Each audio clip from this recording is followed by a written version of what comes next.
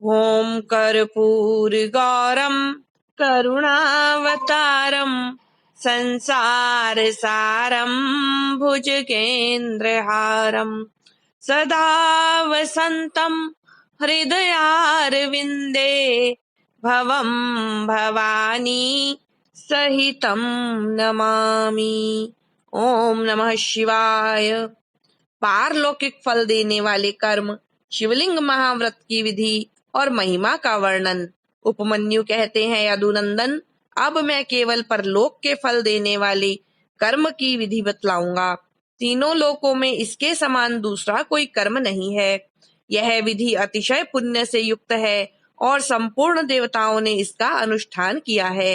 ब्रह्मा, विष्णु, रुद्र, इंद्रादि लोकपाल, सूर्यादि नवग्रह, विश्वामित्र और वशिष्ठ आदि ब्रह्मवेता महर्षि, श्वेत, अगस्त्य, दधीचि तथा हम सरीखे शिव भक्त, नंदीश्वर, महाकाल और भृंगीश आदि गणेश्वर, पातालवासी दैत्य, शेष आदि महानाग, सिद्ध, यक्ष, गंधर्व, राक्षस, भूत और पिशाच, इन सब ने अपना अपना पद प्राप्त करने के लिए इस विधि का अनुष्ठान किया है। इस विधि से ही सब देवता देवत्व को प्राप्त हुए हैं। इसी विधि से ब्रह्मा को ब्रह्मत्व की, विष्णु को विष्णुत्व की और रुद्र को रुद्रत्व की, इंद्र को इंद्रत्व की और गणेश को गणेशत्व की प्राप्ति हुई है। श्वेत चंदन युक्त जल से लिंग स्वरूप शिव और शिवा को स्नान कराकर प्रफुल्ल श्वेत कमलों द्वारा उनका पूजन करे। फिर उनके चरणों में प्रणाम करके वहीं लिपि पुती भूमि पर सुंदर शुभ लक्षण पद्मासन बनवा कर रखे। धन हो तो अपनी शक्ति के अनुसार सोने या रत्न आदि का पद्मासन बनवाना चाहिए।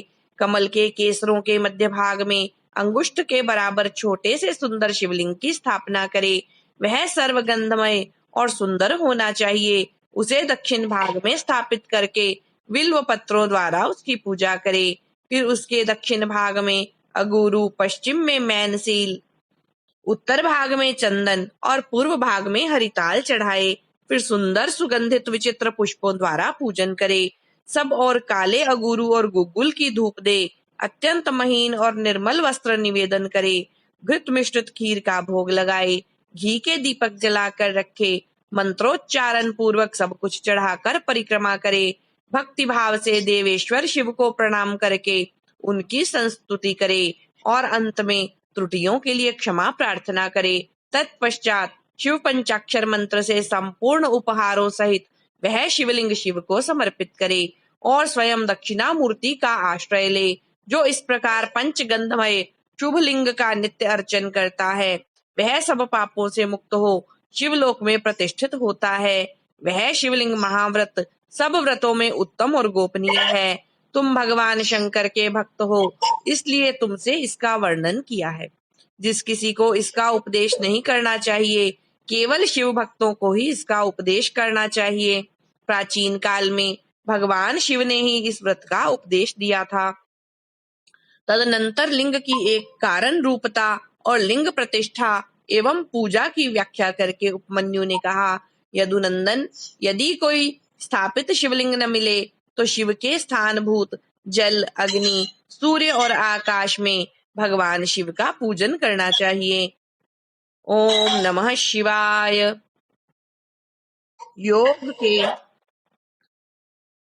योग के अनेक भेद, उसके 8 और 6 अंगों का विवेचन।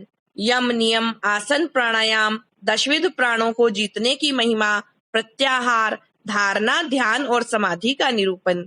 श्री कृष्ण ने कहा, भगवन, आपने ज्ञान, क्रिया और चर्या का संक्षिप्त सार उद्धृत करके मुझे सुनाया है। वह सब श्रुति के समान आदरणीय है और इसे मैंने ध्यान पूर्वक सुना है। अब मैं अधिकार, अंग, विधि और प्रयोजन सहित परम दुर्लभ योग का वर्णन सुनना चाहता हूँ। यदि योग आदि का अभ्यास करने से पहले ही मृत्यु हो जाए तो मनुष्य आत्मघाती होता है। अतः आप योग का ऐसा कोई साधन बताइए जिसे शीघ्र सिद्ध किया जा सके, जिससे कि मनुष्य को आत्मघाती न होना पड़े। योग का वह अनुष्ठान, उसका कारण, उसके लिए उपयुक्त समय, साधन तथा उसके भेदों का तारतम्य क्या है। उपमन्यु बोले, श्री कृष्ण, तुम सब प्रश्नों के तारतम्य के ज्ञाता हो। तुम्हारा यह प्रश्न बहुत उचित है, इसलिए मैं इन सब बातों पर क्रमशः प्रकाश डालूंगा। तुम एकाग्र चित्त होकर सुनो। जिसकी दूसरी वृत्तियों का निरोध हो गया है, ऐसे चित्त की भगवान शिव में जो निश्चल वृत्ति है, उसी को संक्षेप से योग कहा गया है। यह योग 5 प्रकार का है: मंत्र योग, स्पर्श योग, भाव योग, अभाव योग और महायोग। मंत्र जप के अभ्यास वश मंत्र के वाच्यार्थ में स्थित हुई विक्षेप रहित जो मन की वृत्ति है, उसका नाम मंत्र योग है। मन की वही वृत्ति जब प्राणायाम को प्रधानता दे तो उसका नाम स्पर्श योग होता है। वही स्पर्श योग जब मंत्र के स्पर्श से रहित हो तो भाव योग कहलाता है। जिससे संपूर्ण विश्व के रूप मात्र का अवयव विलीन तिरोहित हो जाता है, उसे अभाव योग कहा गया है। क्योंकि उस समय सदवस्तु का भी भान नहीं होता, जिससे एकमात्र उपाधि शून्य शिव स्वभाव का चिंतन किया जाता है और मन की वृत्ति शिवमयी हो जाती है, उसे महायोग कहते हैं। देखे और सुने गए लौकिक और पारलौकिक विषयों की ओर से जिसका मन विरक्त हो गया हो, उसी का योग में अधिकार है, दूसरे किसी का नहीं है। लौकिक और पारलौकिक दोनों विषयों के दोषों का और ईश्वर के गुणों का सदा ही दर्शन करने से मन विरक्त होता है। प्रायः सभी योग 8 या 6 अंगों से युक्त होते हैं। यम, नियम, स्वस्तिक आदि, आसन, प्राणायाम, प्रत्याहार, धारणा, ध्यान और समाधि, ये विद्वानों ने योग के 8 अंग बताए हैं। आसन, प्राणायाम, प्रत्याहार, धारणा, ध्यान और समाधि, ये थोड़े में योग के 6 लक्षण हैं। शिव शास्त्र में इनके पृथक पृथक लक्षण बताए गए हैं। अन्य शिवागमों में, विशेषतः कामिक आदि में, योग शास्त्रों में और किन्हीं किन्हीं पुराणों में भी इनके लक्षणों का वर्णन है। अहिंसा, सत्य, अस्तेय, ब्रह्मचर्य और अपरिग्रह, इन्हें सत्पुरुषों ने यम कहा है। इस प्रकार यम 5 अवयवों के योग से युक्त है। शौच, संतोष, तप, जप, स्वाध्याय और प्रणिधान, इन 5 भेदों से युक्त दूसरे योगांग को नियम कहा गया है। तात्पर्य यह है कि नियम अपने अंशों के भेद से 5 प्रकार का है। आसन के 8 भेद कहे गए हैं: स्वस्तिक आसन, पद्मासन, अर्धचंद्रासन, वीरासन, योगासन, प्रसादितासन,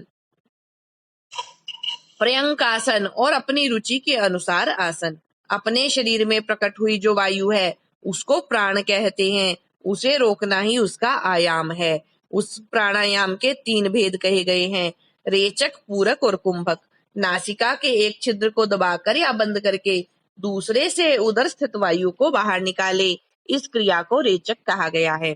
फिर दूसरे नासिका छिद्र के द्वारा बाह्य वायु से शरीर को धोखने की भांति भर ले, इसमें वायु के पूरण की क्रिया होने के कारण इसे पूरक कहा गया है।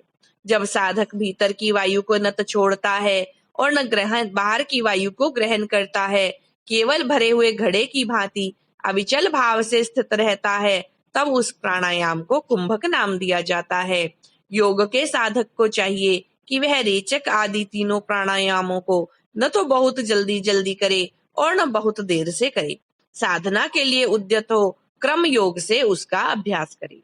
रेचक आदि में नाड़ी शोधन पूर्वक जो प्राणायाम का अभ्यास किया जाता है, उसे स्वेच्छा से उत्क्रमण पर्यंत करते रहना चाहिए। यह बात योग शास्त्र में बताई गई है।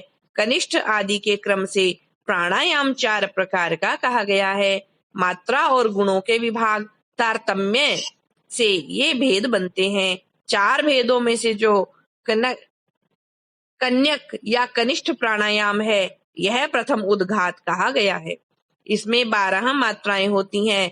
मध्यम प्राणायाम द्वितीय उद्घात है, उसमें 24 मात्राएं होती हैं। उत्तम श्रेणी का प्राणायाम तृतीय उद्घात है, उसमें 36 मात्राएं होती हैं। उससे भी श्रेष्ठ जो सर्वोत्कृष्ट चतुर्थ प्राणायाम है, वह शरीर में स्वेद और कंप आदि का जनक होता है। योगी के अंदर आनंद जनित रोमांच, नेत्रों से अश्रुपात, जल्प, भ्रांति और मूर्छा आदि भाव प्रकट होते हैं। घुटनों के चारों ओर प्रदक्षिण क्रम से न बहुत जल्दी और न बहुत धीरे धीरे चुटकी बजाए। घुटने की एक परिक्रमा में जितनी देर तक चुटकी बजती है, उसके समय का मान 1 मात्रा है। मात्राओं को क्रमशः जानना चाहिए। उद्घात क्रम योग से नाड़ी शोधन पूर्वक प्राणायाम करना चाहिए। प्राणायाम के दो भेद बताए गए हैं, अगर्भ और सगर्भ। जप और ध्यान के बिना किया गया प्राणायाम अगर्भ कहलाता है और जप तथा ध्यान के सहयोग पूर्वक किए जाने वाले प्राणायाम को सगर्भ कहते हैं। अगर्भ से सगर्भ प्राणायाम 100 गुना अधिक उत्तम है, इसलिए योगी जन प्रायः सगर्भ प्राणायाम किया करते हैं। प्राण विजय से ही शरीर की वायुओं पर विजय पाई जाती है। प्राण, अपान, समान, उदान, व्यान, नाग, कूर्म, कृकल, देवदत्त और धनंजय, ये 10 प्राण वायु हैं। प्राण प्रयाण करता है, इसलिए इसे प्राण कहते हैं। जो कुछ भोजन किया जाता है उसे जो वायु नीचे ले जाती है उसको अपान कहते हैं। जो वायु संपूर्ण अंगों को बढ़ाती हुई उसमें व्याप्त रहती है उसका नाम व्यान है। जो वायु मर्म स्थानों को उद्वेजित करती है उसकी उदान संज्ञा है और जो वायु सब अंगों को संभाव से ले चलती है वह अपने उस समय समनयन रूप कर्म से समान कहलाती है। मुख से जो कुछ उगलने में कारणभूत वायु को नाग कहा जाता है। आंख खोलने के व्यापार में कूर्म नामक वायु की स्थिति है। छींक में कृकल और जम्भाई में देवदत्त नामक वायु की स्थिति है। धनंजय नामक वायु संपूर्ण शरीर में व्याप्त रहती है, वह मृतक शरीर को भी नहीं छोड़ती। क्रम से अभ्यास में लाया हुआ यह प्राणायाम जब उचित प्रमाण या मात्रा से युक्त हो जाता है तब वह कर्ता के सारे दोषों को दग्ध कर देता है। प्राण पर विजय प्राप्त हो जाए तो उससे प्रकट होने वाले चिन्हों को अच्छी तरह देखे। पहली बात यह होती है कि विष्ठा, मूत्र और कफ की मात्रा घटने लगती है, अधिक भोजन करने की शक्ति हो जाती है और विलंब से सांस चलती है। शरीर में हल्कापन आता है, शीघ्र चलने की शक्ति प्रकट होती है, हृदय में उत्साह बढ़ता है, स्वर में मिठास आती है, समस्त रोगों का नाश हो जाता है, बल, तेज और सौंदर्य की वृद्धि होती है, धृति, मेधा, युवापन, स्थिरता और प्रसन्नता आती है। तप, प्रायश्चित, यज्ञ, दान और व्रत आदि जितने भी साधन हैं, ये प्राणायाम के 16वीं कला के बराबर भी नहीं है। अपने अपने विषय में आसक्त हुई इंद्रियों को वहां से हटाकर जो अपने भीतर निगृहित करता है उस साधन को प्रत्याहार कहते हैं। मन और इंद्रियां ही मनुष्य को स्वर्ग तथा नरक में ले जाने वाली हैं। यदि उन्हें वश में रखा जाए तो वे स्वर्ग की प्राप्ति कराती हैं और विषयों की ओर खुली छोड़ दिया जाए तो वे नरक में डालने वाली होती हैं। इसलिए सुख की इच्छा रखने वाले बुद्धिमान पुरुष को चाहिए कि वह ज्ञान वैराग्य का आश्रय ले, इंद्रिय रूपी अश्वों को शीघ्र ही काबू में करके स्वयं ही आत्मा का उद्धार करे।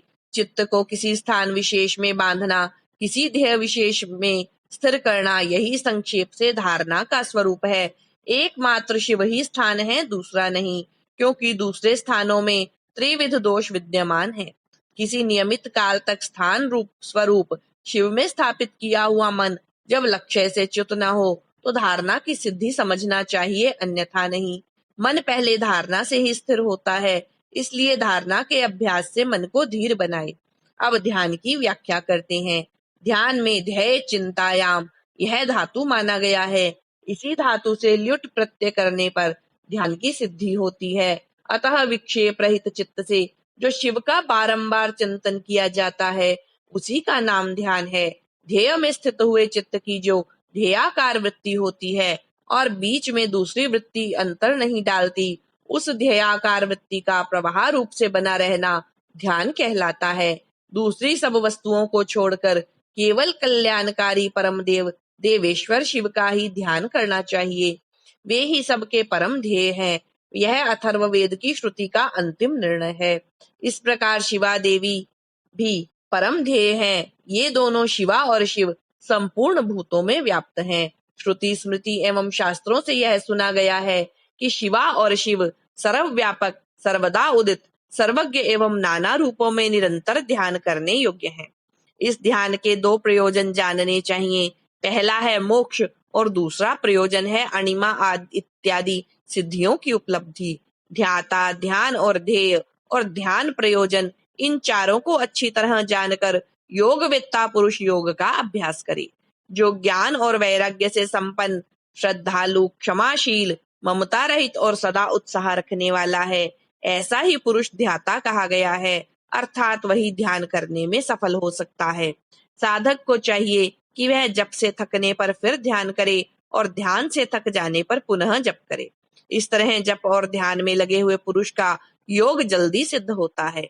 12 प्राणायामों की एक धारणा होती है, 12 धारणाओं का ध्यान होता है और 12 ध्यान की एक समाधि कही गई है। समाधि को योग का अंतिम अंग कहा गया है।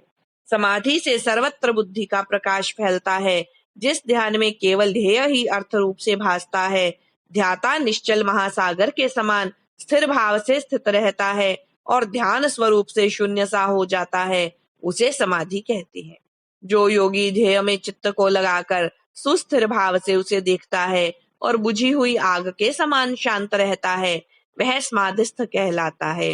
वह न सुनता है, न सूंघता है, न बोलता है, न देखता है, न स्पर्श का अनुभव करता है, न मन से संकल्प विकल्प करता है, न उसमें अभिमान की वृत्ति का उदय होता है और न वह बुद्धि के द्वारा ही कुछ समझता है, केवल काष्ठ की भांति स्थित रहता है। इस तरह शिव में लीन चित्त हुए योगी को महासमाधिस्थ कहा जाता है। जैसे वायु रहित स्थान में रखा हुआ दीपक कभी हिलता नहीं, निस्पंद बना रहता है, उसी तरह समाधिनिष्ठ शुद्ध चित्त योगी भी उसी समाधि से कभी विचलित नहीं होता, सुस्थिर भाव से स्थिर रहता है। इस प्रकार उत्तम योग का अभ्यास करने वाले योगी के सारे अंतराय शीघ्र नष्ट हो जाते हैं और संपूर्ण विघ्न भी धीरे धीरे दूर हो जाते हैं। ओम नमः शिवाय। योग मार्ग के विघ्न सिद्धि सूचक उपसर्ग तथा पृथ्वी से लेकर बुद्धि तत्व पर्यंत ऐश्वर्य गुणों का वर्णन, शिव शिवा के ध्यान की महिमा। उपमन्यु कहते हैं, श्री कृष्ण आलस्य, तीक्ष्ण व्याधियां, प्रमाद, स्थान संशय, अनवस्थित चित्तता, अश्रद्धा, भ्रांति दर्शन, दुख, दौर्मनस्य और विषय लोलुपता, ये सब 10 योग साधन में लगे हुए पुरुषों के लिए योग मार्ग के विघ्न कहे गए हैं। योगियों के शरीर और चित्त में जो अलसता का भाव आता है, उसी को यहाँ आलस्य कहा गया है। वात, पित्त और कफ, इन धातुओं की विषमता से जो दोष उत्पन्न होते हैं, उन्हीं को व्याधि कहते हैं। कर्म दोष से इन व्याधियों की उत्पत्ति होती है। असावधानी के कारण योग के साधनों का न हो पाना प्रमाद है। यह है या नहीं है, इस प्रकार उभय कोटि से आक्रांत हुए ज्ञान का नाम स्थान संशय है। मन का कहीं स्थिर न होना ही अनवस्थित चित्तता, चित्त की अस्थिरता है। योग मार्ग में भाव रहित अनुराग शून्य जो मन की वृत्ति है, उसी को अश्रद्धा कहा गया है। विपरीत भावना से युक्त बुद्धि को भ्रांति कहते हैं। दुख कहते हैं कष्ट को। उसके 3 भेद हैं, आध्यात्मिक, आदि भौतिक और आदि दैविक। मनुष्यों के चित्त का जो अज्ञान जनित दुख है, उसे आध्यात्मिक दुख समझना चाहिए। पूर्वकृत कर्मों के परिणाम से शरीर में जो रोग आदि उत्पन्न होते हैं, उन्हें आदि भौतिक दुख कहा गया है। विद्युतपात, अस्त्र शस्त्र और विष आदि से जो कष्ट प्राप्त होता है, उसे आदि दैविक दुख कहते हैं। इच्छा पर आघात पहुंचने से मन में जो क्षोभ होता है, उसी का नाम दोर्मनस्य है। विचित्र विषयों में जो सुख का ब्रह्म है, वही विषय लोलुपता है। योग परायण योगी के इन विघ्नों के शांत हो जाने पर जो दिव्य उपसर्ग विघ्न प्राप्त होते हैं, वे सिद्धि के सूचक हैं। प्रतिभा, श्रवण, वार्ता, दर्शन, आस्वाद और वेदना, ये 6 प्रकार की सिद्धियां ही उपसर्ग कहलाती हैं, जो योग शक्ति के अपव्यय में कारण होती हैं। जो पदार्थ अत्यंत सूक्ष्म हो, किसी की ओट में हो, भूतकाल में रहा हो, बहुत दूर हो अथवा भविष्य में होने वाला हो, उसका ठीक ठीक प्रतिभास ज्ञान हो जाना प्रतिभा कहलाता है। सुनने का प्रयत्न न करने पर भी संपूर्ण शब्दों का सुनाई देना श्रवण कहा गया है। समस्त देहधारियों की बातों को समझ लेना वार्ता है। दिव्य पदार्थों का बिना किसी प्रयत्न के दिखाई देना दर्शन कहा गया है। दिव्य रसों का स्वाद प्राप्त होना आस्वाद कहलाता है।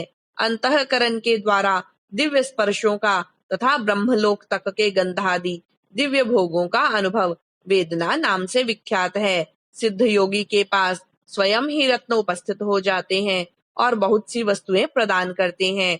मुख से इच्छा अनुसार नाना प्रकार की मधुर वाणी निकलती है। इस प्रकार के रसायन और दिव्य औषधियां सिद्ध हो जाती हैं। देवांगनाएं इस योगी को प्रणाम करके मनोवांछित वस्तुएं देती हैं। योग सिद्धि के एक देश का भी साक्षात्कार हो जाए तो मोक्ष में मन लग जाता है। यह मैंने जैसे देखा या अनुभव किया है, उसी प्रकार मोक्ष भी हो सकता है। कृशता, स्थूलता, बाल्यावस्था, वृद्धावस्था, युवावस्था, नाना जाति का स्वरूप, पृथ्वी, जल, अग्नि और वायु, इन 4 तत्वों के शरीर को धारण करना, नित्य अपार्थिव एवं मनोहर गंध को ग्रहण करना, ये पार्थिव ऐश्वर्य के 8 गुण बताए गए हैं। जल में निवास करना, पृथ्वी पर ही जल का निकल आना, इच्छा करते ही बिना किसी आतुरता के स्वयं समुद्र को भी पी जाने में समर्थ होना, इस संसार में जहां चाहे वहीं जल का दर्शन होना, घड़ा आदि के बिना हाथ में ही जल राशि को धारण करना, जिस विरस वस्तु को भी खाने की इच्छा हो उसका तत्काल सरस हो जाना, जल, तेज और वायु, इन 3 तत्वों के शरीर को धारण करना तथा देह का फोड़े, फुंसी और घाव आदि से रहित होना, पार्थिव ऐश्वर्य के 8 गुणों को मिलाकर ये 16 जलीय ऐश्वर्य के अद्भुत गुण हैं। शरीर से अग्नि को प्रकट करना, अग्नि के ताप से जलने का भय दूर हो जाना, यदि इच्छा हो तो बिना किसी प्रयत्न के इस जगत को जलाकर भस्म कर देने की शक्ति का होना, पानी के ऊपर अग्नि को स्थापित कर देना, हाथ में आग धारण करना, सृष्टि को जलाकर फिर उसे ज्यों का त्यों कर देने की क्षमता होना, मुख में ही अन्न आदि को पचा लेना तथा तेज और वायु 2 ही तत्वों से शरीर को रच लेना। ये 8 गुण जलीय ऐश्वर्य से उपर्युक्त 16 गुणों के साथ 24 होते हैं। ये 24 तेजस ऐश्वर्य के गुण कहे गए हैं। मन के समान वेगशाली होना, प्राणियों के भीतर क्षण भर में प्रवेश कर जाना, बिना प्रयत्न के ही पर्वत आदि के महान भार को उठा लेना, भारी हो जाना, हल्का होना, हाथ में वायु को पकड़ लेना, अंगुली के अग्रभाग की चोट से भूमि को भी कंपित कर देना, एकमात्र वायु तत्व से ही शरीर का निर्माण कर लेना, ये 8 गुण तेजस ऐश्वर्य के 24 गुणों के साथ 32 हो जाते हैं। विद्वानों ने वायु संबंधी ऐश्वर्य के ये ही 32 गुण स्वीकार किए हैं। शरीर की छाया का न होना, इंद्रियों का दिखाई न देना, आकाश में इच्छा अनुसार विचरण करना, इंद्रियों के संपूर्ण विषयों का समन्वय होना, आकाश को लांघना, अपने शरीर में उसका निवेश करना, आकाश को पिंड की भांति ठोस बना देना और निराकार होना, ये 8 गुण अग्नि के 32 गुणों से मिलकर 40 होते हैं। ये 40 ही वायु संबंधी ऐश्वर्य के गुण हैं। यही संपूर्ण इंद्रियों का ऐश्वर्य है। इसी को इंद्र एवं आंबर, आकाश संबंधी ऐश्वर्य भी कहते हैं। इच्छानुसार सभी वस्तुओं की उपलब्धि, जहां चाहे वहां निकल जाना, सबको अभिभूत कर लेना, संपूर्ण गुह्य अर्थ का दर्शन होना, कर्म के अनुरूप निर्माण करना, सबको वश में कर लेना, सदा प्रिय वस्तु का ही दर्शन होना और एक ही स्थान से संपूर्ण संसार का दिखाई देना, ये 8 गुण पूर्वोक्त इंद्रिय संबंधी ऐश्वर्य गुणों से मिलकर 48 होते हैं। चांद्रमस ऐश्वर्य इन 48 गुणों से युक्त कहा गया है। यह पहले के ऐश्वर्यों से अधिक गुण वाला है। इसे मानस ऐश्वर्य भी कहते हैं। छेदना, पीटना, बांधना, खोलना, संसार के वश में रहने वाले समस्त प्राणियों को ग्रहण करना, सबको प्रसन्न रखना पाना, मृत्यु को जीतना तथा काल पर विजय पाना, ये सब अहंकार संबंधी ऐश्वर्य के अंतर्गत हैं। अहंकारिक ऐश्वर्य को ही प्राजापत्य भी कहते हैं। चांद्रमस ऐश्वर्य के गुणों के साथ इनके 8 गुण मिलकर 56 होते हैं। महान अभिमानिक ऐश्वर्य के यही 56 गुण हैं। संकल्प मात्र से सृष्टि रचना करना, पालन करना, संहार करना, सबके ऊपर अपना अधिकार स्थापित करना, प्राणियों के चित्त को प्रेरित करना, सबसे अनुपम होना, इस जगत से पृथक नए संसार की रचना कर लेना तथा शुभ और अशुभ को शुभ कर देना, यह बौद्ध ऐश्वर्य है। प्राजापत्य ऐश्वर्य के गुणों को मिलाकर इसके 64 गुण होते हैं। इस बौद्ध ऐश्वर्य को ही ब्रह्म ऐश्वर्य भी कहते हैं। इससे उत्कृष्ट है गौण ऐश्वर्य, जिसे प्राकृत भी कहते हैं। उसी का नाम वैष्णव ऐश्वर्य है। तीनों लोकों का पालन उसी के अंतर्गत है। उस संपूर्ण वैष्णव पद को न तो ब्रह्मा कह सकते हैं और न दूसरे ही उसका पूर्णतया वर्णन कर सकते हैं। उसी को पौरुष पद भी कहते हैं। गौण और पौरुष पद से उत्कृष्ट गणपति पद है। उसी को ईश्वर पद भी कहते हैं। उस पद का किंचित ज्ञान श्री विष्णु को है, दूसरे लोग उसे नहीं जान सकते। ये सारी विज्ञान सिद्धियां औपसर्गिक हैं। इन्हें परम वैराग्य द्वारा प्रयत्न पूर्वक रोकना चाहिए। इन अशुद्ध प्रतिभासिक गुणों को गुणों में जिसका चित्त आसक्त है, उसे संपूर्ण कामनाओं को पूर्ण करने वाला निर्भय परम ऐश्वर्य सिद्ध नहीं होता। इसलिए देवता, असुर और राजाओं के गुणों तथा भोगों को जो तृण के समान त्याग देता है, उसे ही उत्कृष्ट योग सिद्धि प्राप्त होती है। अथवा यदि जगत पर अनुग्रह करने की इच्छा हो, तो वह योग सिद्ध मुनि इच्छानुसार विचरे।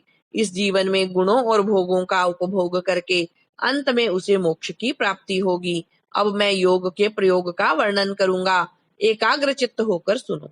शुभ काल हो, शुभ देश हो, भगवान शिव का क्षेत्र आदि हो, एकांत स्थान हो, जीव जंतु न रहते हो, कोलाहल न होता हो और किसी बोध बाधा की संभावना न हो, ऐसे स्थान में लिपि पुती भूमि को सुंदर गंध और धूप आदि से सुवासित करके वहां फूल बिखेर दे, चंदोबा आदि तान कर उसे विचित्र रीति से सजा दे तथा वहां कुश पुष्प समिधा, जल फल और मूल की सुविधा हो। फिर वहां योग का अभ्यास करे। अग्नि के निकट, जल के समीप और सूखे पत्तों के ढेर पर योगाभ्यास नहीं करना चाहिए। जहां डांस और मच्छर भरे हों, सांप और हिंसक जंतुओं की अधिकता हो, दुष्ट पशु निवास करते हों, भय की संभावना हो तथा जो दुष्टों से घिरा हुआ हो, ऐसे स्थान में भी योग अभ्यास नहीं करना चाहिए। शमशान में, चैत्य वृक्ष के नीचे, बांबी के निकट, जीर्ण शीर्ण घर में, चौराहे पर, नदी नद और समुद्र के तट पर, गली या सड़क के बीच में, उजड़े हुए उद्यान में, गोष्ठ आदि में भी, अनिष्टकारी और निंदित स्थान में भी योगाभ्यास न करे। जब शरीर में अजीर्ण का कष्ट हो, खट्टी डकार आती हो, विष्ठा और मूत्र से शरीर दूषित हो, सर्दी हुई हो या अतिसार रोग का प्रकोप हो, अधिक भोजन कर लिया हो या अधिक परिश्रम के कारण थकावट हुई हो, जब मनुष्य अत्यंत चिंता से व्याकुल हो, अधिक भूख प्यास सता रही हो तथा जब वह अपने गुरुजनों के कार्यों में लगा हो, उस अवस्था में भी योगाभ्यास नहीं करना चाहिए। जिनके आहार विहार उचित एवं परिमित हो, जो कर्मों में यथा योग्य समुचित चेष्टा करता हो तथा जो उचित समय में सोता और जागता हो एवं सर्वथा आयास रहित हो, उसी को योगाभ्यास में तत्पर होना चाहिए। आसन मुलायम, सुंदर, विस्तृत, सब ओर से बराबर और पवित्र होना चाहिए। पद्मासन और स्वस्तिकासन आदि जो यौगिक आसन हैं, उन पर भी अभ्यास करना चाहिए। अपने आचार्य पर्यंत गुरुजनों को की परंपरा को क्रमशः प्रणाम करके अपनी गर्दन, मस्तक और छाती को सीधी रखे। होठ और नेत्र अधिक सटे हुए न हो, सिर कुछ ऊंचा हो, दांतों से दांतों का स्पर्श न करे। दांतों के अग्रभाग में स्थित हुई जिह्वा को अविचल भाव से रखते हुए एड़ियों से दोनों ओर अंडकोशों को और प्रजनन इंद्रिय की रक्षा पूर्वक दोनों जांघों के ऊपर बिना किसी यत्न के अपनी दोनों भुजाओं को रखे। फिर दाहिने हाथ के पृष्ठभाग को बाएं हाथ की हथेली पर रखकर धीरे से पीठ को ऊंची करे और छाती को आगे की ओर सुस्थिर रखते हुए नासिका के अग्रभाग पर दृष्टि जमाए, अन्य दिशाओं की ओर दृष्टिपात न करे। प्राण का संचार रोककर पाषाण के समान निश्चल हो जाए। अपने शरीर के भीतर मानस मंदिर में हृदय कमल के आसन पर पार्वती सहित भगवान शिव का चिंतन करके ध्यान यज्ञ के द्वारा उनका पूजन करे। मूलाधार चक्र में, नासिका के अग्रभाग में, नाभि में, कंठ में, तालू के दोनों छिद्रों में, भौहों के मध्य में, द्वार देश में, ललाट में या मस्तक में शिव का चिंतन करे। शिवा और शिव के लिए यथोचित रीति से उत्तम आसन की कल्पना करके वहां सावरण या निरावरण शिव का स्मरण करे। द्विदल, चतुर्दल, षड्दल, 10 दल, 12 दल अथवा 16 दल कमल के आसन पर विराजमान शिव का विधिवत स्मरण करना चाहिए। दोनों भौहों के मध्य भाग में द्विदल कमल है, जो विद्युत के समान प्रकाशमान है। भूमध्य में स्थित जो कमल है, उसके क्रमशः दक्षिण और उत्तर भाग में 2 पत्ते हैं, जो विद्युत के समान दीप्तिमान हैं। उनमें 2 अंतिम वर्ण ह और क्ष अंकित हैं। 16 दल कमल के पत्ते 16 स्वर रूप हैं, जिनमें अ से लेकर अह तक के अक्षर क्रमशः अंकित हैं। यह जो कमल है, उसकी नाल के मूल भाग से 12 दल प्रस्फुटित हुए हैं, जिनमें क से लेकर ठ तक के 12 अक्षर क्रमशः अंकित हैं। सूर्य के समान प्रकाशमान इस कमल के उन 12 दलों का अपने हृदय के भीतर ध्यान करना चाहिए। तत्पश्चात गोदुग्ध के समान उज्जवल कमल के 10 दलों का चिंतन करे। उनमें क्रमशः ड से लेकर फ तक के अक्षर अंकित हैं। इसके बाद नीचे की ओर दल वाले कमल के 6 दल हैं, जिनमें ब से लेकर ल तक के अक्षर अंकित हैं। इस कमल की कांति धूम रहित अंगार के समान है। मूलाधार में स्थित जो कमल है, उसकी कांति स्वर्ण के समान है। उसमें क्रमशः व से लेकर स तक के 4 अक्षर 4 दलों के रूप में स्थित हैं। इन कमलों में से जिसमें ही अपना मन रमे, उसी में महादेव और महादेवी का अपनी धीर बुद्धि से चिंतन करे। उनका स्वरूप अंगूठे के बराबर निर्मल और सब ओर से दीप्तिमान है, अथवा वह शुद्ध दीप शिखा के समान आकार वाला है और अपनी शक्ति से पूर्णतः मंडित है, अथवा चंद्रलेखा या तारा के समान रूप वाला है, अथवा वह निवार के सींक या कमलनाल से निकलने वाले सूत के समान है। कदम्ब के गोलक या ओस के कनके से भी उसकी उपमा की जा सकती है। वह रूप पृथ्वी आदि तत्वों पर विजय प्राप्त करने वाला है। ध्यान करने वाला पुरुष जिस तत्व पर विजय पाने की इच्छा रखता हो, उसी तत्व के अधिपति की स्थूल मूर्ति का चिंतन करे। ब्रह्मा से लेकर सदाशिव पर्यंत तथा भव आदि 8 मूर्तियां ही शिव शास्त्र में शिव की स्थूल मूर्तियां निश्चित की गई हैं। मुनीश्वरों ने उन्हें घोर, शांत और मिश्र 3 प्रकार की बताया है। फल की आशा न रखने वाले ध्यान कुशल पुरुषों को इनका चिंतन करना चाहिए। यदि घोर मूर्तियों का चिंतन किया जाए तो वे शीघ्र ही पाप और रोग का नाश करती हैं। मिश्र मूर्तियों में शिव का चिंतन करने पर चिरकाल में सिद्धि प्राप्त होती है, और सौम्य मूर्ति में शिव का ध्यान किया जाए तो सिद्धि प्राप्त होने में न तो अधिक शीघ्रता होती है और न अधिक विलंब ही। सौम्य मूर्ति में ध्यान करने से विशेषतः मुक्ति, शांति एवं शुद्ध बुद्धि प्राप्त होती है। क्रमशः सभी सिद्धियां प्राप्त होती हैं, इसमें संशय नहीं है। ओम नमः शिवाय। ध्यान और उसकी महिमा। योग धर्म तथा शिव योगी का महत्व। शिव भक्त या शिव के लिए प्राण देने अथवा शिव क्षेत्र में मरण से तत्काल मोक्ष लाभ का कथन। उपमन्यु कहते हैं, श्री कृष्ण श्री कंठनाथ का स्मरण करने वाले लोगों के संपूर्ण मनोरथों की सिद्धि तत्काल हो जाती है। ऐसा जानकर कुछ योगी उनका ध्यान अवश्य करते हैं। कुछ लोग मन की स्थिरता के लिए स्थूल रूप का ध्यान करते हैं। स्थूल रूप से के चिंतन में लगकर जब चित्त निश्चल हो जाता है, तब सूक्ष्म रूप में वह स्थिर होता है। भगवान शिव का चिंतन करने पर सब सिद्धियां प्रत्यक्ष सिद्ध हो जाती हैं। अन्य मूर्तियों का ध्यान करने पर भी शिव रूप का अवश्य चिंतन करना चाहिए। जिस जिस रूप में मन की स्थिरता लक्षित हो, उसका बारंबार ध्यान करना चाहिए। ध्यान पहले सविषय होता है, फिर निर्विषय होता है, ऐसा ज्ञानी पुरुषों का कथन है। इस विषय में कुछ सत्पुरुषों का मत है कि कोई भी ध्यान निर्विषय होता ही नहीं। बुद्धि की ही कोई प्रवाह रूपा संतति ध्यान कहलाती है। इसलिए निर्विषय बुद्धि केवल निर्गुण निराकार ब्रह्म में ही प्रवृत्त होती है। अतः सविषय ध्यान प्रातः काल के सूर्य की किरणों के समान ज्योति का आश्रय लेने वाला तथा निर्विषय ध्यान सूक्ष्म तत्व का अवलंबन करने वाला है। इन दो के सिवा और कोई ध्यान वास्तव में नहीं है। अथवा सविषय ध्यान साकार स्वरूप का अवलंबन करने वाला है, और निराकार स्वरूप का जो बोध या अनुभव है, वही निर्विषय ध्यान माना गया है।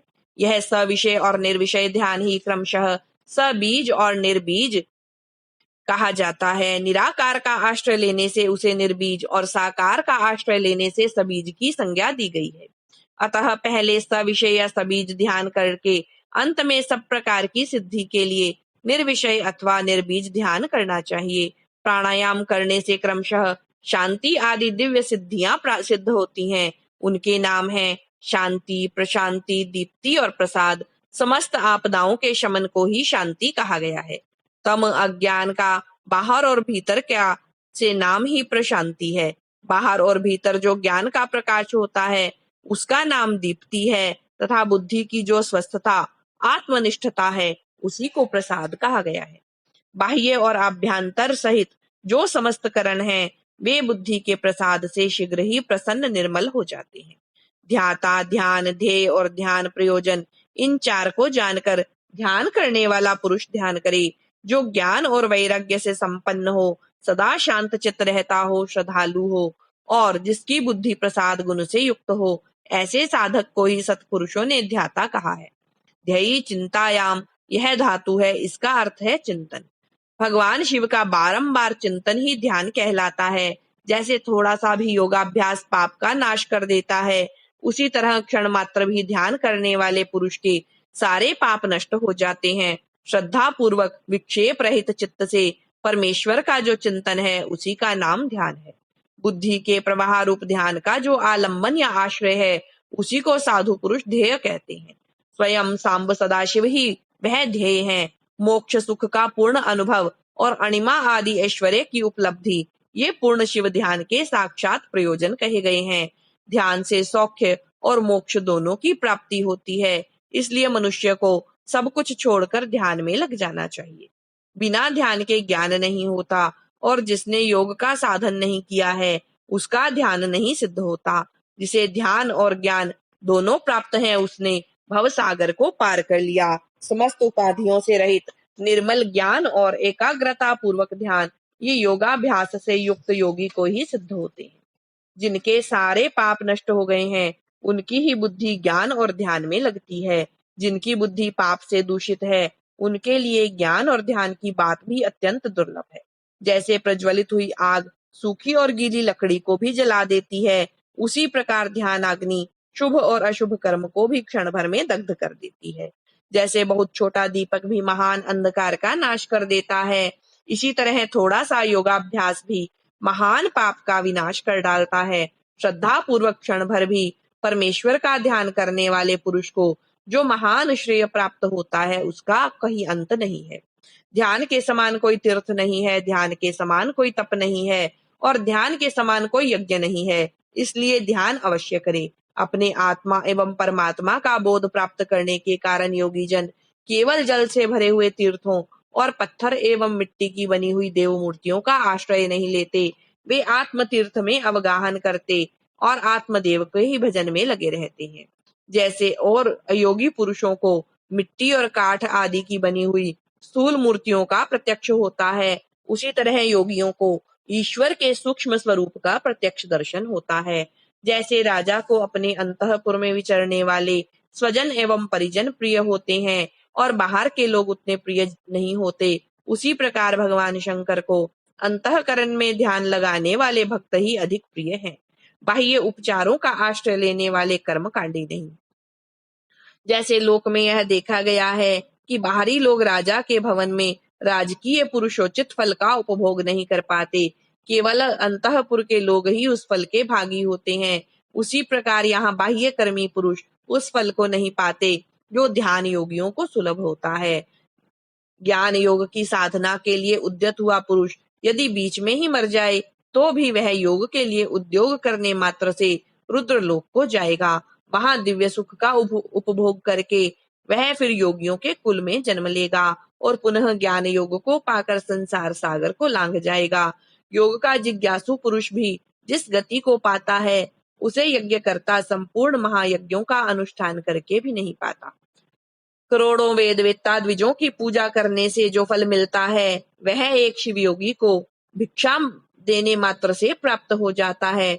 यज्ञ, अग्निहोत्र, दान, तीर्थ सेवन और होम, इन सभी पुण्य कर्मों के अनुष्ठान से जो फल मिलता है, वह सारा फल शिव योगियों को अन्न देने मात्र से प्राप्त हो जाता है। जो मूढ़ मानव शिव योगियों की निंदा करते हैं, वे श्रोताओं सहित नरक में पड़ते हैं और प्रलय काल तक वहीं रहते हैं। श्रोता के होने पर ही कोई शिव योगियों की निंदा का वक्ता हो सकता है। इसलिए महापुरुषों के मत में उस निंदा को सुनने वाला भी महान पापी और दंडनीय है।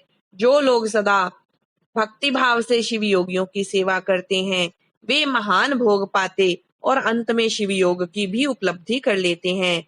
इसलिए भोगार्थी मनुष्यों को चाहिए कि वे रहने के स्थान, खान पान, शैया तथा ओढ़ने बिछाने की सामग्री आदि देकर सदा शिव योगियों का सत्कार करें।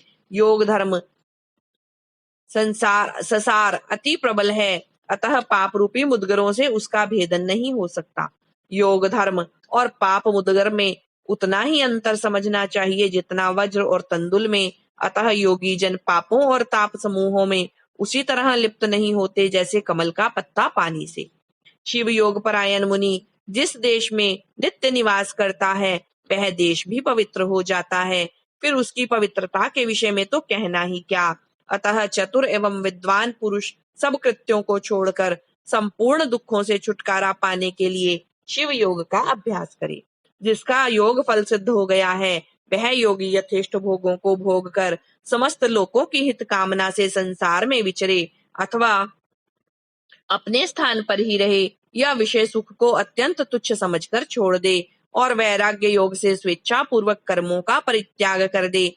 जो मनुष्य बहुत से अरिष्ट देखकर अपनी मृत्यु को निकट जान ले उसे योगानुष्ठान में संलग्न हो शिव क्षेत्र का आश्रय लेना चाहिए। वह मनुष्य यदि धीर चित्त होकर वहीं निवास करता रहे तो रोग आदि के बिना भी स्वयं ही प्राणों को परित्याग कर सकता है। अनशन करके शिवाग्नि में शरीर की आहुति देकर अथवा शिव तीर्थों में अवगाहन करते हुए अपने शरीर को उन्हीं के जल में डालकर शिव शास्त्रोक्त विधि से जो अपने प्राणों का त्याग करता है वह तत्काल मुक्त हो जाता है। इसमें अन्यथा विचार करने की आवश्यकता नहीं है। अथवा जो रोग आदि से विवश होकर शिव क्षेत्र की शरण लेता है उसकी भी यदि यहाँ वहां मृत्यु हो जाए तो वह इसी प्रकार मुक्त हो जाता है, इसमें संशय नहीं है। इसलिए लोग अनशन आदि से शिव क्षेत्र में श्रेष्ठ मरण की कामना करते हैं, क्योंकि शास्त्र पर विश्वास करते हुए धीर हुए मन से उनके द्वारा इस तरह की मृत्यु स्वीकार की जाती है। जो शिव के लिए अथवा शिव भक्तों के लिए प्राण त्याग करता है उसके समान दूसरा कोई मनुष्य मुक्ति मार्ग पर स्थित नहीं है। इस कारण में इस संसार मंडल से उसकी शीघ्र मुक्ति हो जाती है। इनमें से किसी एक उपाय का किसी भी तरह अवलंबन करके अथवा विधिवत षडश्व शुद्धि को प्राप्त होकर यदि कोई मनुष्य मरता है तो उसका अन्य पशुओं प्राणियों के समान यहाँ और्ध्व दैहिक संस्कार नहीं करना चाहिए। विशेषतः उसके पुत्र आदि को उसके मरने से अशौच की प्राप्ति नहीं होती। ऐसे पुरुष के मृत शरीर को धरती में गाड़ दे या पवित्र अग्नि से जला दे या शिव स्वरूप जल में डाल दे अथवा काठ या मिट्टी के ढेले की भांति कहीं भी फेंक दे, सब उसके लिए बराबर है। यदि ऐसे पुरुष के उद्देश्य से भी कोई कर्म करने की इच्छा हो तो दूसरों का कल्याण ही करे और अपनी शक्ति के अनुसार शिव भक्तों को तृप्त करे। उसके धन को शिव भक्त ही ग्रहण करे। यदि उसकी संतति शिव भक्त हो तो वह उसे ग्रहण कर सकती है। यदि ऐसा संभव न हो तो उसका धन भगवान शिव को समर्पित कर दे, परंतु उसकी पशु संतति शिव भक्तिहीन संतान उस धन को ग्रहण न करे। ओम नमः शिवाय। वायुदेव का अंतर्धान, ऋषियों का सरस्वती में अवभृत स्नान और काशी में दिव्य तेज का दर्शन करके ब्रह्मा जी के पास जाना, ब्रह्मा जी का उन्हें सिद्धि प्राप्ति की सूचना देकर मेरु के कुमार शिखर पर भेजना। सूत जी कहते हैं, इस प्रकार क्रोध को जीतने वाले उपमन्यु से यदुकुल नंदन श्री कृष्ण ने जो ज्ञान योग प्राप्त किया था उसका प्रणत भाव से बैठे हुए उन मुनियों को उपदेश देकर आत्मदर्शी वायुदेव सायंकाल आकाश में अंतर्धान हो गए। तदनंतर प्रातः काल नैमिषारण्य के समस्त तपस्वी मुनि सत्र के अंत में अवभृत स्नान करने को उद्यत हुए। उस समय ब्रह्मा जी के आदेश से साक्षात सरस्वती देवी स्वादिष्ट जल से भरी हुई स्वच्छ सुंदर नदी के रूप में वहां बहने लगी। सरस्वती नदी को उपस्थित देख मुनि मन ही मन बड़े प्रसन्न हुए। उन्होंने सत्र समाप्त करके उसमें अवगाहन स्नान आरंभ किया। उस नदी के मंगलमय जल से देवता आदि का तर्पण करके पूर्व वृतांत का स्मरण करते हुए वे सबके सब वाराणसी पुरी की ओर चल दिए। उस समय हिमालय के चरणों से निकलकर दक्षिण की ओर बहने वाली भागीरथी का दर्शन करके उन ऋषियों ने उसमें स्नान किया और भागीरथी के ही किनारे का मार्ग पकड़कर वे आगे बढ़े। तदनंतर वाराणसी में पहुंचकर उन सबको बड़ी प्रसन्नता हुई। वहां उत्तर वाहिनी गंगा में स्नान करके उन्होंने अविमुक्तेश्वर लिंग का दर्शन और विधि पूर्वक पूजन किया। पूजन करके जब वे चलने को उद्यत हुए तब उन्होंने आकाश में एक दिव्य और परम अद्भुत प्रकाशमान तेज देखा जो करोड़ों सूर्यों के समान जान पड़ता था। उसने अपनी प्रभा के प्रसार से संपूर्ण दिगंत को व्याप्त कर लिया था। तदनंतर जिन्होंने अपने शरीर में भस्म लगा रखा था, वे सैकड़ों सिद्ध पाशुपत मुनि निकट जाकर उस तेज में लीन हो गए। उन तपस्वी महात्माओं के इस प्रकार लीन हो जाने पर वह तेज तत्काल अदृश्य हो गया। वह एक अद्भुत सी घटना घटित हुई। उस समय आश्चर्य को देखकर वे नैमिषारण्य के निवासी महर्षि यह क्या है इस बात को न जानते हुए ब्रह्मवन को चले गए। इनके जाने से पहले ही लोक पावन पवन देव वहां जा पहुंचे। उन्होंने नैमिषारण्यवासी ऋषियों का जिस प्रकार साक्षात्कार हुआ, जिस तरह उनसे उनकी बातचीत हुई, उन ऋषियों की शुद्ध बुद्धि जिस प्रकार पार्षदों सहित सांब सदाशिव में लगी थी, और जिस प्रकार उन जप परायण ऋषियों का वह दीर्घकालिक यज्ञ पूर्ण हुआ था, वे सारी बातें जगत सृष्टा ब्रह्म योनि ब्रह्मा जी को बताई। फिर अपने कार्य के लिए उनसे आज्ञा ले वे अपने नगर को चले गए। तदनंतर अपने स्थान पर बैठे हुए ब्रह्मा जी गान की कला में परस्पर स्पर्धा रखने और विवाद करने वाले तुम्बुरु और नारद के गान जनित रस का आस्वादन करते हुए वहां मध्यस्थता करने लगे। उस समय वे गंधर्वों और अप्सराओं से सेवित हो सुखपूर्वक बैठे थे। उस वेला में किसी बाहरी व्यक्ति को वहां जाने का अवसर नहीं दिया जाता था। इसीलिए जब नैमिषारण्य निवासी मुनि वहां पहुंचे, तब द्वारपालों ने उन्हें द्वार पर ही रोक दिया। वे मुनि ब्रह्म भवन से बाहर ही पार्श्व भाग में बैठ गए। इधर संगीत गोष्ठी में नारद ने तुम्बुरु की समानता प्राप्त की। तब परमेष्ठी ब्रह्मा ने उन्हें तुम्बुरु के साथ रहने की आज्ञा दी और वे पारस्परिक स्पर्धा को त्याग कर तुम्बुरु के परम मित्र हो गए। तत्पश्चात गंधर्वों और अप्सराओं से घिरे हुए नारद नकुलेश्वर महादेव को वीणा गान सुनाकर संतुष्ट करने के लिए तुम्बुरु के साथ ब्रह्म भवन से उसी प्रकार निकले जैसे मेघों की घटा से सूर्यदेव बाहर निकलते हैं। उस समय मुनिवर नारद को देखकर उन 6 कुलों में उत्पन्न हुए ऋषियों ने प्रणाम किया और वे बड़े आदर के साथ ब्रह्मा जी से मिलने का अवसर पूछा। नारद जी का चित्त दूसरी ओर लगा था और वे बड़ी उतावली में थे, अतः उनके पूछने पर बोले, यही अवसर है, आप लोग भीतर जाइए। यह कहते हुए वे चले गए। तदनंतर द्वारपालों ने ब्रह्मा जी को उन ऋषियों के आगमन की सूचना दी। उनकी आज्ञा पाकर वे सब एक साथ ब्रह्मा जी के भवन में प्रविष्ट हुए। भीतर जाकर उन्होंने दूर से ही दंड की भांति पृथ्वी पर गिरकर ब्रह्मा जी को प्रणाम किया। फिर उनका आदेश पाकर वे ऋषि उनके पास गए और चारों ओर से उन्हें घेर कर बैठे। उन्हें वहां बैठा देख कमलासन ब्रह्मा ने उनका कुशल समाचार पूछा और बताया कि मुझे तुम लोगों का सारा वृतांत ज्ञात हो चुका है, क्योंकि वायुदेव ने ही यहाँ सब कुछ कहा है। अब तुम बताओ, जब वायुदेव तुम्हें कथा सुनाकर अदृश्य हो गए, तब तुमने क्या किया? देवेश्वर ब्रह्मा के इस प्रकार पूछने पर उन मुनियों ने अवभृत स्नान के पश्चात गंगा तीर्थ में जाने, वाराणसी की यात्रा करने, महादेवेश्वरों द्वारा स्थापित शिवलिंगों और अविमुक्तेश्वर लिंग के भी दर्शन पूजन करने, आकाश में महान तेज पुंज के दिखाई देने, कतिपय महर्षियों के उसमें लीन होने तथा फिर उस तेज के अदृश्य हो जाने की सब बातें ब्रह्मा जी से विस्तार पूर्वक उन्हें बारंबार प्रणाम करके कही। साथ ही यह भी बताया कि हम अपने मन में बहुत विचार करने पर भी उस तेज को ठीक ठीक जान न सके।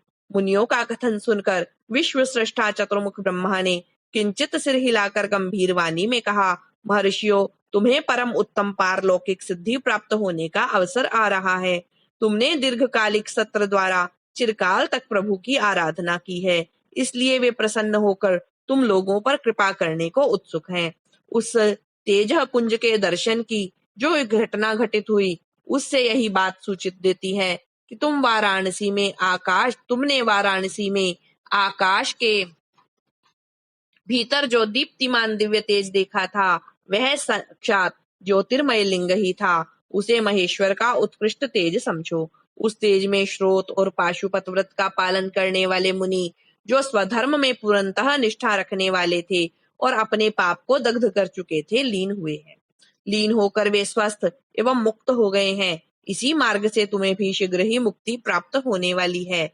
तुम्हारे देखे हुए उस तेज से यही बात सूचित होती है। तुम्हारे लिए यह वही समय दैववश स्वयं उपस्थित हो गया है। तुम मेरु पर्वत के दक्षिण शिखर पर जहाँ देवता रहते हैं जाओ। वहीं मेरे पुत्र सनत कुमार जो उत्कृष्ट मुनि हैं निवास करते हैं। वे वहां साक्षात भूतनाथ नंदी के आगमन की प्रतीक्षा में हैं।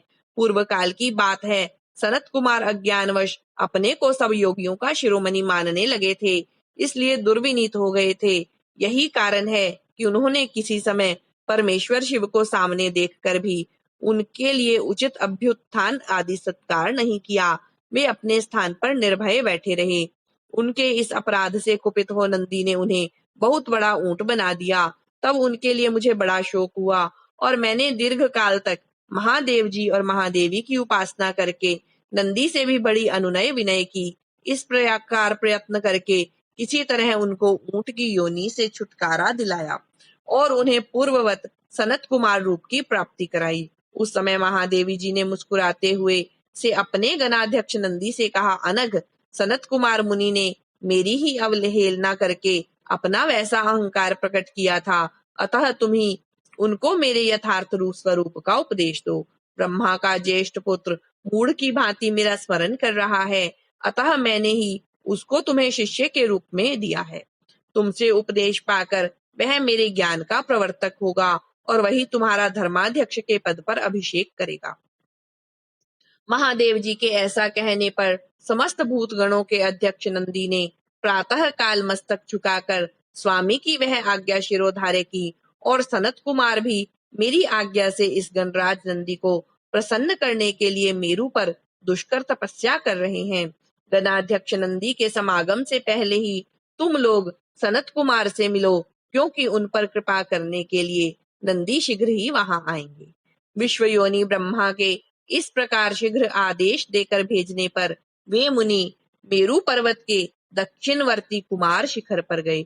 ओम नमः शिवाय। बोलिए शिव शंकर भगवान की जय। उमापति महादेव की जय।